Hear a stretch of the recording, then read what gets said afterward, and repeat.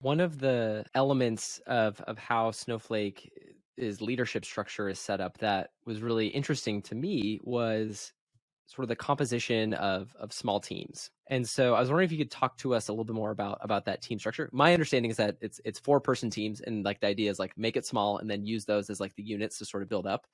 Is that accurate? Can you tell us a little bit more about the small team structure and how you build those up at different levels? It's sort of a goal. I wouldn't say that we always organize like this. Could be 3 or 5, but and maybe some teams do it differently. But in my own experience, when I was a developer, and also many of my senior colleagues share this opinion that they were the most productive and the most happy as developers on a fairly small team. So it's not like you work in a 4-person company, and of course there's a larger structure, but even very large teams can be decomposed into smaller ones and then smaller, and then at the bottom it's like a small group of people, right?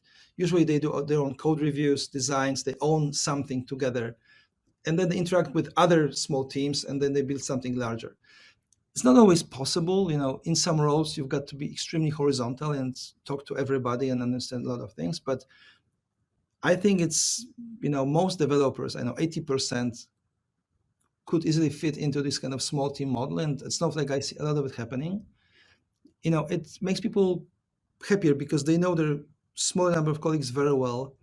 They learn each other's habits, they learn their strengths, they also learn faster because there are fewer people to learn, so to speak. You can just learn a few and then move fast forward. And I think it works to a large extent. But again, at Snowflake, I am like the last person to tell teams how to operate. So for instance, we don't prescribe whether teams should use agile methodology or something else. As long as code is clean, reviewed, tested, and all that, teams are totally at liberty to decide how they create their artifacts. In fact, we have some people who do pair programming.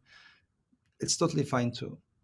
So how they operate, I will not tell them. I'll just suggest that here is a really good way to do it based on my or others' experience. I love that approach, allowing teams to choose how they operate as long as it's most effective for them and creating the sort of same quality of output as everybody. Is there like a particular way you think about shaping how those units all interact with each other? I think a successful way to run a large org has 2 elements. One is telemetry. So how do you know what's going on? What I like to ask teams for, to send every week or every 2 weeks a very short email update to a certain mailing list, and people can subscribe to it. Also, once a week, we send all those updates and all the review decks to the whole org.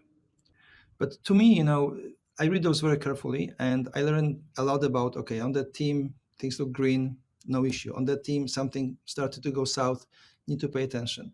The trick there is to explain to people who send those updates. And again, we have a lot of new employees. They come from different places, different habits, sometimes even different fears. It's important to explain that it's totally okay to share bad news quickly, but it's absolutely the wrong behavior to try to, something should be red, but it's yellowish, so it's yellow. And then, yellow is the new green and all that, right? So be really honest in your status reports. This way you can have a kind of quick bird's eye view of the whole org. That's one thing. Second, I learn engineering, and then one of my directs runs a large program, and then his directs run another large program. It's more like this kind of recursive structure, and you really pay attention to how the org is structured. You can get a lot of leverage from, that team is composed of people who own that specific topic, and a different team owns something different, and they interact in a loosely coupled way, right? They don't need to be like totally closely coupled. It especially comes to the fore when you create new sites, especially in faraway geographies, right? Because if you don't pay attention to what I would call a spaghetti dilemma, where everybody needs to talk to everybody else, you wind up with a situation, for example, when people in Europe have to spend pretty much every evening, every single day, to be on Zoom with their colleagues on the west coast of the US. We have now 5 offices, Bellevue in Washington, then San Mateo, California, then Toronto, Warsaw, and Berlin.